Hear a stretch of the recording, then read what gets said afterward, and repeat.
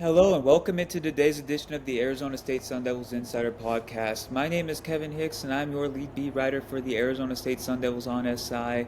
And I'm so grateful to be joining you on this beautiful Friday morning. And I'm once again joined by my great intern for the site, Tanner Capolini.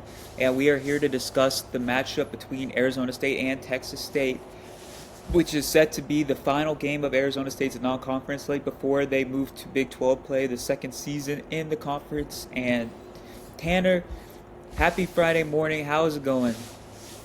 It's going pretty good. I can't believe we're already on week three. It felt like just not too long ago we were hyping up the NAU game, and now we're already on week three with the Texas State Bobcats. Season's going by pretty quick. Yeah, yeah, absolutely. It felt like an eternity getting from the college football playoff loss to week 1 of the 2025 season. And realistically, it was only about 9 months' time. It wasn't that much time, but it felt like a year, felt like 2 years.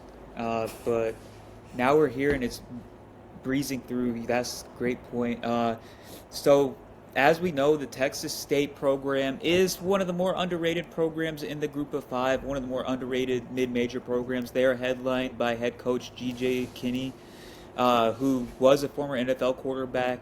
He really has gained a lot of respect in the coaching world over the last few seasons. He took over a program at Texas State that was making the transition to the FBS, and he's really done a great job of in installing a lot of talent from the state of Texas onto that roster. The fan base is very, very invested in that program. As we saw last season, they had a sold out crowd for the Arizona State game, which was at the time considered the biggest game in the history of the program, and they nearly won that game. We saw firsthand that this team is pretty talented across the board, and this time they traveled to Tempe with a new quarterback, but a similar offensive structure and a similar defense. As Coach Kenny Dillingham said, the defensive line is very twitchy, the quarterback room is very twitchy, and they have a lot of wrinkles that they can throw the Sun Devils that could make this an interesting matchup. Yeah, it's definitely going to be an interesting matchup because this was one of the games before the season started that I think many fans, including myself, were very confident that ASU would win this game. It's one of those games that, like you said, this is kind of the last non-conference game before Big 12 play, and I think like, okay, ASU is going to win against Texas State and kind of just move on. But I think after the week two loss against Mississippi State, a game in which many people, including myself, predicted ASU to win, they did not. I think this game gets a bit more interesting. And seeing how Texas State start off the season 2-0, now given the teams they beat were not amazing, but still 2-0 is 2-0. And I think this game got a lot more interesting really quickly. Yeah, absolutely. I completely agree with that. Uh, I feel like the outside world is getting a little more secure in the Sun Devils winning this game comfortably, as I believe the week started with the Sun Devils as about 2 touchdown favorites. Now I believe it's moved to about 17-point favorites. So I think that the general sentiment is that the Sun Devils should win this game convincingly. But that's not discounting Texas State. I believe that's just believing that the Sun Devils will get some players back.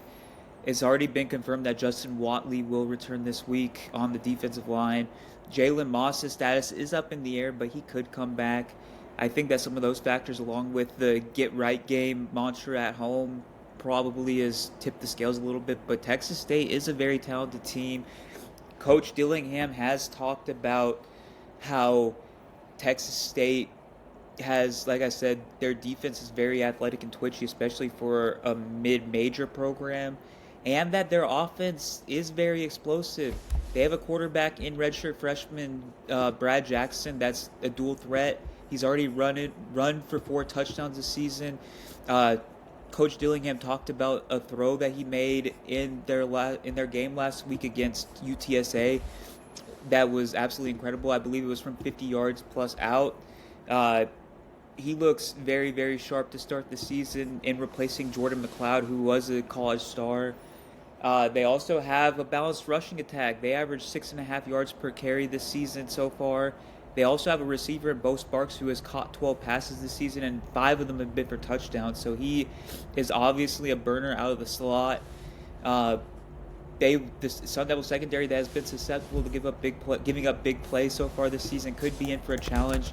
And DC Brian Ward has talked about how one of the strengths of the Texas State offense is that the coaches adjust the system to fit the players and not the other way around. And that is a challenge in and of itself because so many college programs try and fit the players around the system instead of the system around the players. And Texas State's just a very proficient offense. Obviously, they haven't faced a defense as talented, as athletic, as deep as Arizona State, but still, that's a linear challenge that remains. And Tanner, what are your thoughts on the Texas State offense, how to potentially attack them, and anything else you have in mind? Yeah, I also I'm concerned for ASU. The point you mentioned about Sparks, the receiver for Texas State, that he's a burn out of the slot, that kind of worries me because one of the reasons ASU lost the week two game to Mississippi State was Brennan Thompson and just his speed with Mississippi State.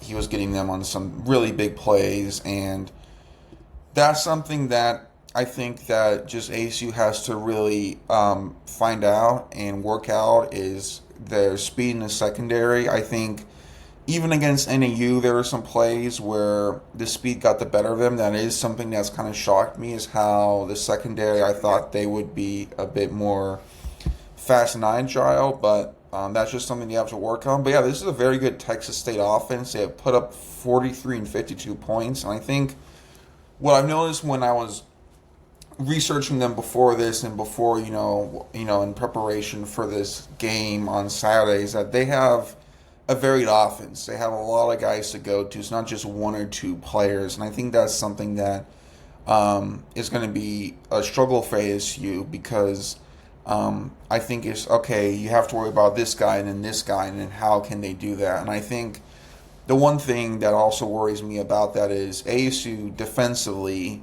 has, I think, seemed sloppy this year in terms of tackling the second level. I think up front they've been very good at tackling and run defense. I think that's been a really nice area for them. But they have definitely struggled in the linebacking core and the secondary as well. And you really saw that against the Mississippi State Bulldogs where they were missing so many tackles. And I think with Texas State, if you have, kind of a more quick-paced offense, that is going to be somewhat of an issue. I really do think where this team could really have success is the run defense.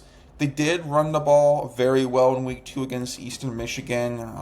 However, week one against UTSA, they struggled to run the football, and I really like ASU's defensive line. I think that they're able to really have the advantage there. I think that they're be able to hold the Bobcats to not really that much of a running game, and I just think it comes down to the secondary just making the plays. And I think one thing with ASU is that I think they'll take the week two loss as a big learning lesson. I think that the tackling and stuff they'll get cleaned up on. Absolutely, Tanner. Those are some great points. I think that I'm kind of the same opinion that the bread and butter of the Sun Devil defensive attack this week is going to be to neutralize the rushing attack. Uh, Mississippi State's strength of their team was supposed to be their rushing attack. They were supposed to have three quality running backs just like Arizona State. And the run game really was a non-factor throughout almost the entire night. CJ Fight came through with some massive game-breaking plays. Like he's just a force to be reckoned with, and we talk about that so frequently. He just demands consistent attention from the offensive line, even double teams. He just is a powerful guy. He's very smart. He is a very sound tackler. He really has everything in his arsenal to be a dominant player at the line of scrimmage. And I think that not enough people are talking about the play that him and Jacob Rich-Kangaika open up for the guys off the edge. As we saw, Keyshawn Elliott had 2 tackles for loss last week, as did Clayton Smith. those guys being so dominant on the interior opens up a lot in the middle and even off the edge. And I think that that's going to be a massive factor. I think that finding a way to force Brad Jackson to beat you with his arm is going to be your ideal point of attack because he does have a talented arm, but at the same time he's a redshirt freshman and this is his first big start against a team that has a lot of talent at all three levels. So we'll see what happens. I always can count on Brian Ward being aggressive and doubling down on that philosophy, and I respect it. So we'll see what the outcome is of that. But that's the segue into Arizona State's offense. As we saw last week, it took about 30 minutes. It took right about until the end of the half for the Arizona State offense to gain a rhythm in that game. And most of the rhythm was due to the rushing attack, the two-headed monster of Raleek Brown and Kanye Udo. As Kyson Brown exited the game early, the offensive line and the tight end room were very complimentary of each other in providing sufficient blocking and creating lanes for the guys to run downhill through. And they really dictated the second half of the game. But we need to find a way to get Sam Levitt comfortable in the games. Kenny Dillingham said that himself multiple times this week. He really took responsibility for that game. He said that going away from Sam Levitt wasn't due to his performance, it was due to the flow of the game and the game plan shifting. And he said, there's nobody I'd rather go to battle with pretty much every week other than Sam Levitt. But he said that's his responsibility to find ways to ease him into the game, whether it's creating simple checkdowns for him, whether it's allowing him to have more options in the passing game in terms of reads early on. Uh, there's a number of ways that the coaching staff can try to get Levitt more comfortable and help him in his pursuit of a bounce back game of sorts. What are your thoughts on that, Tanner? Yeah, I think it's really half and half here with the offense of half of it's on the coaching staff, half of it's on Levitt. I think so far for two games this season, there's been a lot of good stuff with Levitt. I've really liked his scrambling ability. I've been very praiseworthy of that. So that's been really good, but he has had some misses, especially last week, and there's just some throws that he has to make at the end of the day. There are a lot of throws last week over the middle where, to Malik McLean, where he's open and Levin needs to hit that. And, I don't know why he's not. I'm not a quarterback. I'm not a quarterback coach. I don't know. It's just something he has to improve on. But then the other half of it is the play calling.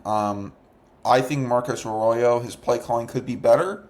I don't think it's been terrible, but I think that one thing this team really needs to do is to get, more of these other playmakers involved. Jordan Tyson's really had a great season, but there's other guys on the team, and I would just like to see a bit more stuff over the middle, whether it be screens, over the middle routes.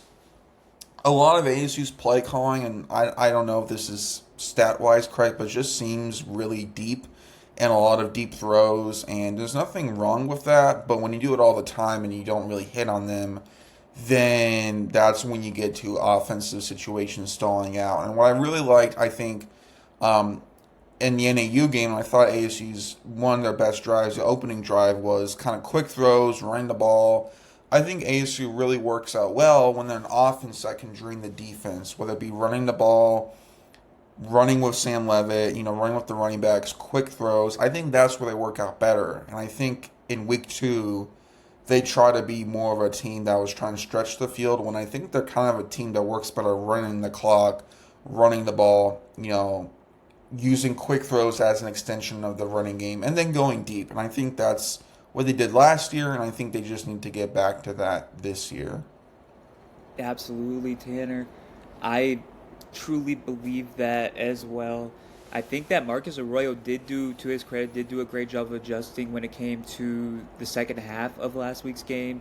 Obviously, they predominantly ran the ball, but the schemes that he called, the blocking arrangements that he called were, I feel like, perfect for the moment, and Arizona State was truly able to assert their physical dominance over Mississippi State. Obviously, when you call a drive that lasts for nearly 9 minutes and nearly puts the game in the hands of your team, if You could argue that Mississippi State would have lost that game if not for Josh Atkins' helmet falling off and them getting essentially another free timeout. So he really had a masterful final drive there. But I do agree that at least in the opening drive of the game, you need to find ways to get Levitt more comfortable, whether it's starting out with a couple of runs and then breaking it open with play action. We all know how proficient Levitt is in the play action game, especially for a 20-year-old sophomore. He's really natural out of those actions. Whether it's a RPO, whether it's a straight read option, giving Levitt the ability to utilize his athleticism to his advantage. We've seen him time and time again make plays with his legs, and I still think people are underappreciating that aspect of his game. I think even like Dillingham said, giving him the option to dump the ball off or throw it in the flat or throw a short route to get his confidence up, I feel like that's a great way to attack things as well. You'd rather obviously have a 2nd and 4, a 2nd and 6 than a 2nd and 12, a 2nd and 13. That's just the name of the game. But I really do believe that this will be a get right game for Sam Levitt. I expect a guy like Shimon Mateer to have an impact in the passing game. He's only caught one pass in 2 games this year after catching 32 last year. I think that he will be more involved, especially if Jalen Moss is a no-go. I think that he'll be the security blanket guy that is able to break the soft spots of zones and all that, exploit the weaknesses of the Texas State defense. Uh, and we'll see what happens. The game has to obviously be played, but I really do like the Arizona State offense to have a get right game, especially ahead of the Baylor game, whose defense hasn't exactly been a standout part of the team so far. So let's lead that into our difference maker of the game. Who do you think is the player that will potentially be the difference between a win and a loss tomorrow night, Tanner? Yeah, Kevin, you mentioned some great points there, and yeah, I just do a touch on the Baylor game real quick. I'm interested to see how that game goes. We'll preview it next week, but yeah, I really like their defense coming in. They've been struggling a bit, but yeah, that'll be interesting. But anyways, I'm gonna switch things up. I'm not gonna go with a player. I'm gonna go with the coaching staff. I'm gonna go with Marcus Arroyo and Brian Ward. I think that during the off season, we really talked high praises about them, and there's still a lot to like about them. I think both of them could be great head coaches of other college football programs. I think they are really talented, so I'm grateful that the Sun Devils have them. However, I think to your point, Marcus Arroyo had a really good end of game last week, and I think NAU had a really good start, but I think that he didn't finish NAU the best, and he didn't begin the best last week. So I want to see just a complete game from him. Well, this guy's talented. I mean, he was at Oregon with Justin Herbert. This guy can call really good offense. He has experience. I think that this is a game where it needs to be very much about detail. I think that's another thing too about the coaching is the penalties for ASU have been just really borderline atrocious with the amount they've had and how undisciplined they've been. So yeah, that's going to be big for them. And then Brian Ward, really a big game. I think after giving up, all those touchdowns against the Bulldogs. I think with the players, if I had to pick one, I would maybe say Malik McLean or Mateer just to get other guys going in the receiving game. If I were to pick impact players or the DTs, but I think this is a really big game for the coordinators. I do like them. I do have my faith in them, but I think this is a really big game before you kind of start the Big 12 play. This is kind of the game you can have where it's like, okay, get things ironed out. That's a great point, Tanner. And to the point about Brian Ward, he really discussed in a similar vein to Kenny Dillingham that hindsight only gets you so far, but if we had a do-over, we probably would have chosen a cover 2 concept on that game-winning play. But the process behind the play was to collapse the pocket to sack Blake Shapen into effectively in the game there. So like the process was sound. It just didn't end in a result that they wanted it to end in. And I don't expect Brian Ward to ever dial back on his unabashedly aggressive brand of play calling. I really respect that he sticks to his principles for the most part. But I really do think that this game is a perfect opportunity to shake a freshman quarterback in what will probably be another sold out crowd. It's going to be loud there. It's going to be, like I said, his first big game against a team that has a lot of size, a lot of athleticism, and a lot of depth. I think that throwing him off rhythm with kind of unconventional blitz patterns and uh, ball hawking safeties and all that could serve the Sun Devils well. I think that this really could be the game that they start creating turnovers at a high rate like they did last season. And I also, like I said, I think this is a game for CJ Fight and Jacob Richkengaika to make their mark known once again. I think that those guys will be instrumental to most games because most teams that they're going to play in Big 12 play have pretty good running games. Especially like you said, the Baylor matchup, they have Bryson Washington, who's one of the best running backs in the Big 12. After that, you have Utah, who has Devin Dampier in a deep running back room. There's a lot of teams that have great rushing attacks and great offensive lines, and this is going to be great practice for them. But overall, great points, Tanner. I very much agree with you on all of them. And the Sun Devils are to kick off as of the releasing of this recording tonight, which will be Saturday night at 7:30 Arizona time, Mountain Standard Time, however you want to label it. It's going to be a fun one. It's going to be broadcast nationally on TNT, and I'm looking forward to covering the game for you, because of you, and with you. Uh, and Tanner, do you have any last words to say before we conclude this show? Yeah, I think this is a really important game for really a variety of reasons. Some of that what we touched upon. I think that if ASU loses this game, I think that's very detrimental to their season. I think that could keep them out of the playoffs, and kind of that could be really concerning if they lose. But I think this is a big game to get right. I think that this is a prove it game. A lot of stuff that we've hyped up in the offseason, some of it's come true, right? Some of it hasn't. And I think this is the game where they can really go ahead. And I think that hopefully things settle down. I think the first 2 weeks there's a lot of excitement with ASU football coming back. And I do wonder if that kind of got to the team a bit. I think looking at some of the media stuff, they seem a lot more settled, a lot more calm. I do think ASU wins this game. I do think it's maybe a bit more higher scoring. I think ASU hits about, I have them going maybe 45. I think Texas State hits about 27. They could hit 30. I do think the Sun Devils win. I think ultimately that the D line's going to play a big part in this. But yeah, this is a big test early for ASU, but they're a team that I think will respond well to the adversity, and I think they're a team that will get the win this Saturday. Great point, Tanner. Uh, I I've kind of been torn about where I'm going with the score prediction. I think I feel confident about the Sun Devils getting the victory. Like you said, if they don't win, it's going to be a massive red flag about the team and maybe confirm some people's skepticism heading into the season that this team just doesn't have the same spark going into the season, or in the early stages of the season, that they did last season.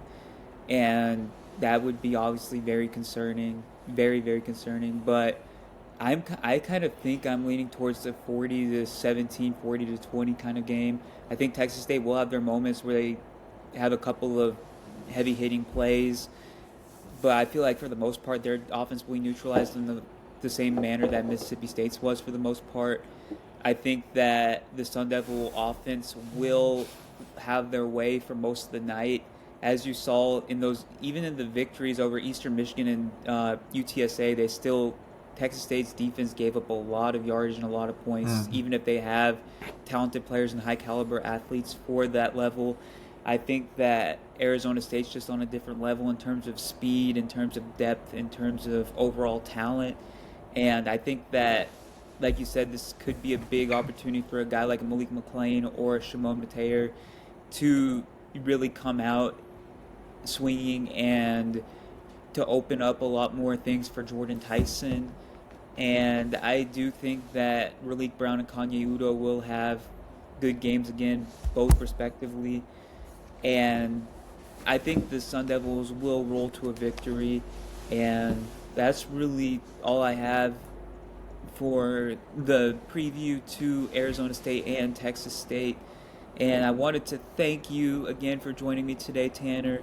It's always a pleasure to talk Arizona State football with you. And you can check out Tanner's work. He posts daily on Arizona State Sun Devils on SI. And if you have anything else to say, Tanner, go right ahead before we conclude. Yeah, one point I did want to mention, and I'm glad you brought this up because this was something I did kind of research that I wanted to say, and I just kind of got away from me, is that Texas State's defense has not been the best this season. Like you said, they gave up a lot of points, and I think even if, say, Malik McLean doesn't get going, this could be a game where Jordan Tyson goes for like 200-300 yards. Like, I know that sounds crazy, but it could be doable, and I think this could really be a big offensive explosion. But yeah, I just wanted to get that in there because that is something I did want to mention. But yeah, go ASU! It'll be a fun week of football again. And thanks for letting me join, Kevin. It's been fun to preview this game. Absolutely, Tanner. Thank you for joining me, and thank you for bringing up that great point to close out today's show. And thank you for everybody that supports the show. And we will see you tomorrow.